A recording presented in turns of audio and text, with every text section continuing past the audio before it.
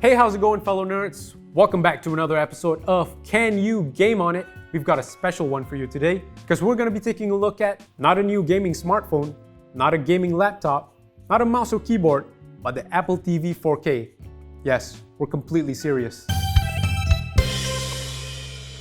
Yes, in case you didn't know, the Apple TV isn't just good to stream movies or series, but you can even play games on it as well. You can't play all the latest AAA titles like Uncharted or Halo, but if you're just looking for something to have in your living room to enjoy with your family and friends, then it's a pretty neat device to have. First, let's go over the specs. It sports an A12 Bionic chip, making for a smooth experience both in the home screen and also in all the games and apps that you want to use. Going from one app to another is incredibly smooth and doesn't take any longer than a few seconds. The device also supports up to 4K resolution at 60 frames per second. For the ports, there's not much going on. It has one HDMI 2.1 slot, the power supply slot, and an Ethernet slot. The device itself is so small and compact, making it great to bring along for your travels. You can hook it up to your hotel TVs and boom, you've got yourself a smart TV in your hotel rooms. Also, I absolutely love the remote for this thing. It's incredibly simple and doesn't have 100 buttons on it, just the essentials.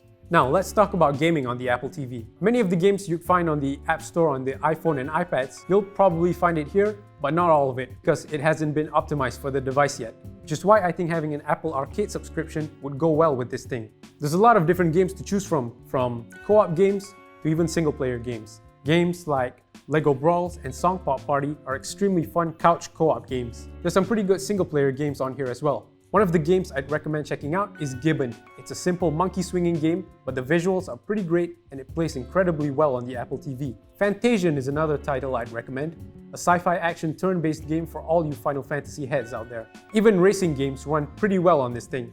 I didn't feel any latency while playing any of the games that I previously mentioned. Some games can even run at 60 frames per second, but most probably not in 4K resolution. That depends on the games themselves. Oh, and the great thing about gaming on the Apple TV is there's so many different devices that you can connect to it to use as a gaming controller. You can use your DualShocks, your DualSense, or even your Xbox controllers. Now you can game on this remote, but I really don't recommend it. If you want to have a more fun and enjoyable experience, I recommend connecting a proper controller. Not to mention, connecting these devices on the Apple TV is incredibly simple. You just go into the settings, go into Bluetooth, turn on your controllers, and boom, you're done.